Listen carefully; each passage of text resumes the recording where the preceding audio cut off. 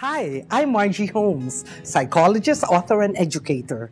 From the overwhelming response we got from our episode on infidelity, we've decided to do another round on this topic. This time, however, I'll answer your questions on the cheaters. Let's begin. From Susan G. I discovered my husband shared sex videos with someone else. We're still not okay. Because of this, is it okay if I ask him when, where, and how many times the sex video with this girl happened? Should I ask him the details of the relationship?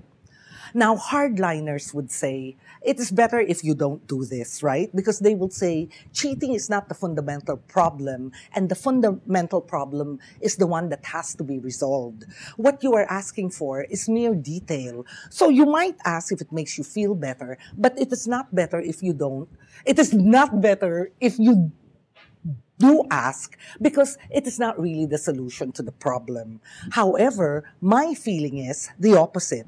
It is very okay for you to ask these questions. And why? Because having him answer not only answers the question that you ask, when, where, why, how many times, but having him answer the question gives you several meta messages. Now, a meta message is a message about the message he's giving you, which is when, where, how many times. So what is the meta message he's giving you? If he answers, especially if he answers patiently, because some guys don't. They think if they answer grouchily, then you'll stop asking the questions. But that's not true, right?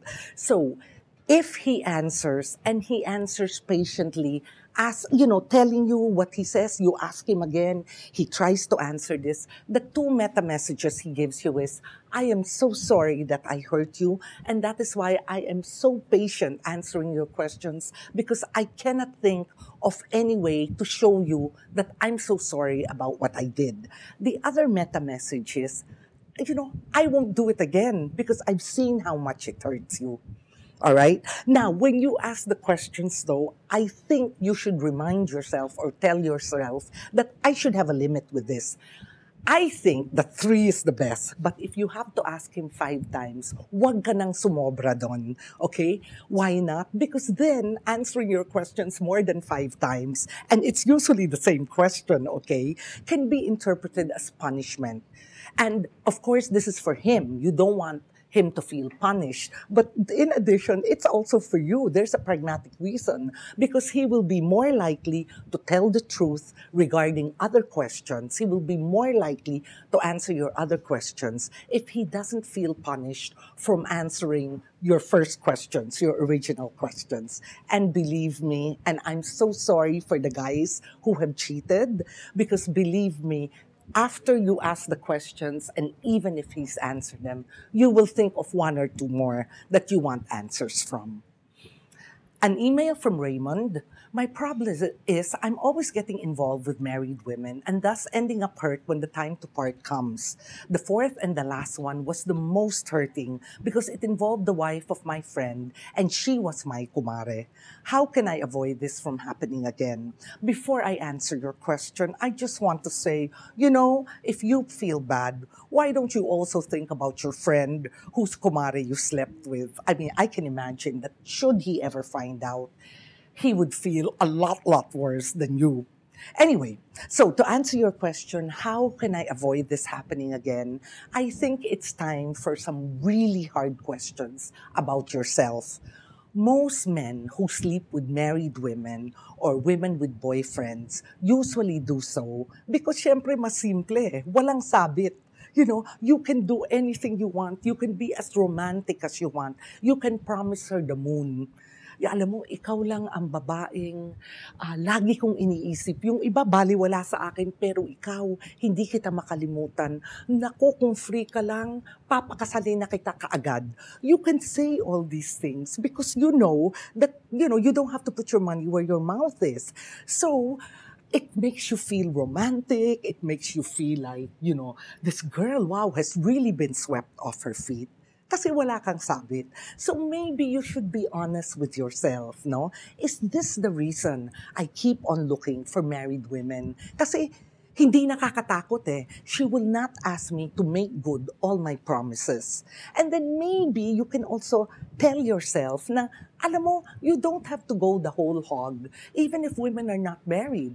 Just don't promise them things you cannot deliver. You can say, mahal kita, but don't say, mahal kita at gustong kong pakasalan ka. Okay?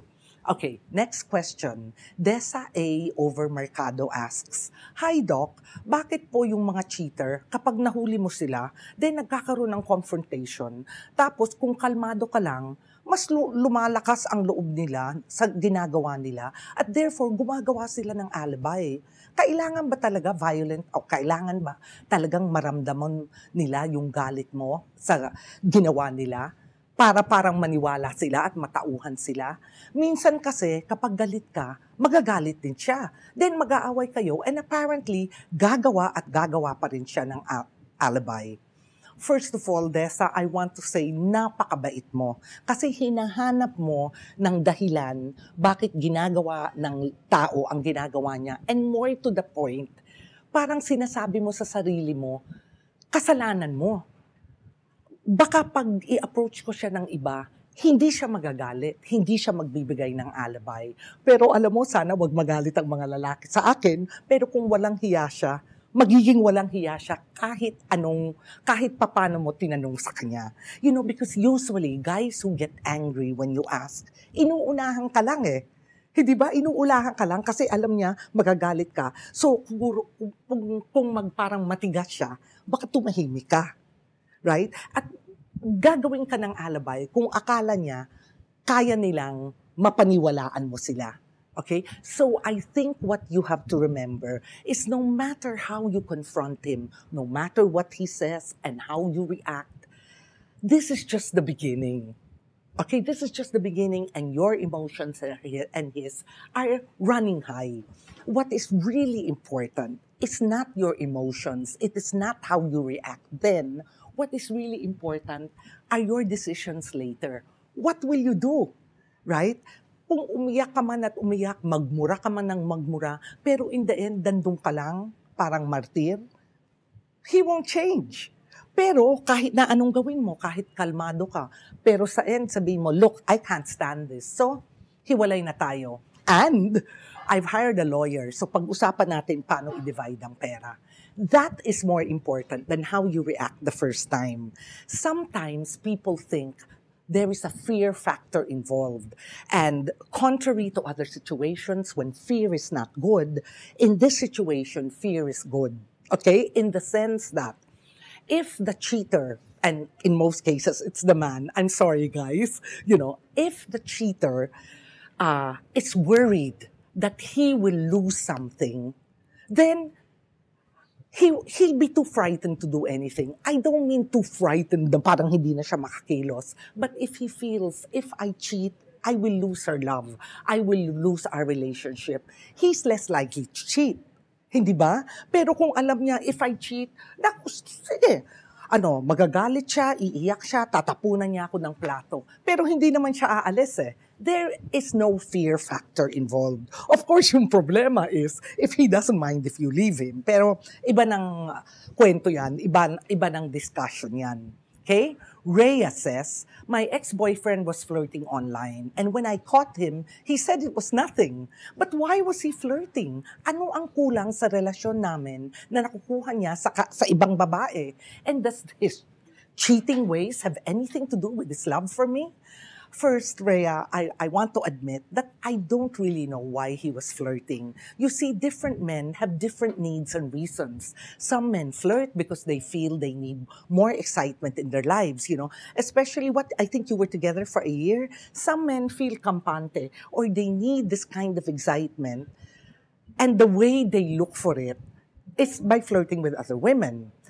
Some men, when they flirt, they really want to be caught by the girlfriends. Okay? Because then, it's like they were disobedient, they're going to be scolded, they can be like a little boy asking for permission, asking for apologies, and then you will forgive them. I mean, some men like this sort of thing. And in a way, this is like a masochist No, but in a very light way. Hindi ba yung masochist na kawawa naman ako tapos yung nanay mo o yung dominante paparusahin ka? Because the parusa naman doesn't have to be physical. The parusa doesn't have to be literal.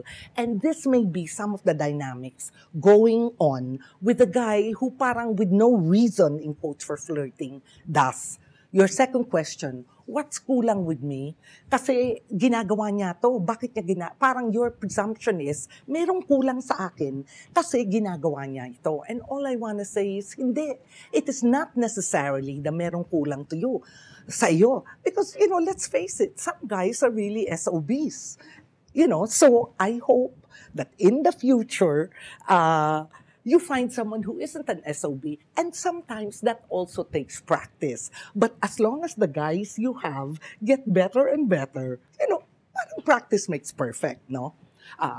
The guys you get may be super SOB, then the next boyfriend may be medium SOB, until you get to the point na hindi na siya SOB kasi mas magaling ang radar mo and maybe mas confident ka, so you will not stick around with a guy who's like that.